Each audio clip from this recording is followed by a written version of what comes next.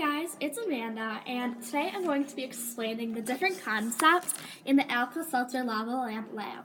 The substances that were used are a 1/4 bottle of water. So here's the bottle and the 1/4 bottle of water, and some oil. So here's the oil that we will pour in later. Some food coloring. So here's our food coloring, and an Alka Seltzer tablet. So first you add the solvent, which is the water, which we already did. And this water is a compound, and that's the compound H2O. And a compound is when you combine two elements from the periodic table of elements. So in this case, we added hydrogen and oxygen together to create this liquid. This pure substance is transparent and colorless, and when something is transparent, it means that you can see something clearly. There's no color, it's just, you can just see right through it. Next, you're going to add the water, or the oil, and when you put this in, it should not combine with the water.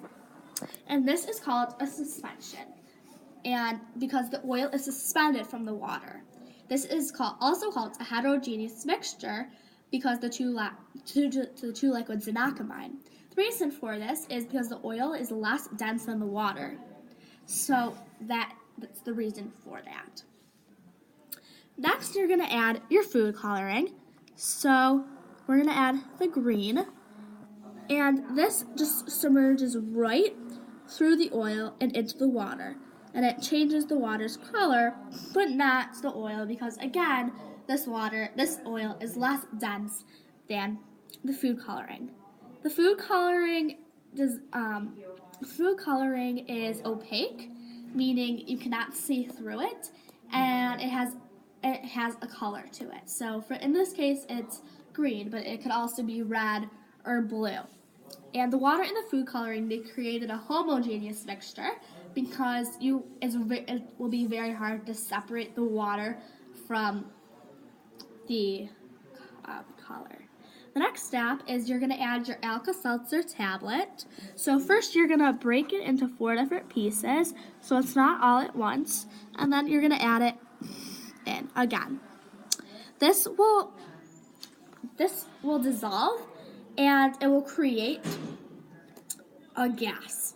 This gas will begin to fizz and create bubbles when it reaches the water. So once it reaches the water, it will just kind of bubble up, and it will go up to the top and into the oil.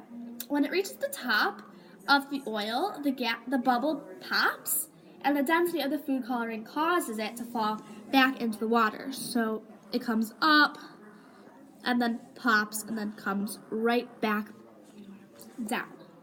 This process is repeated every time you add a new part of the tablet.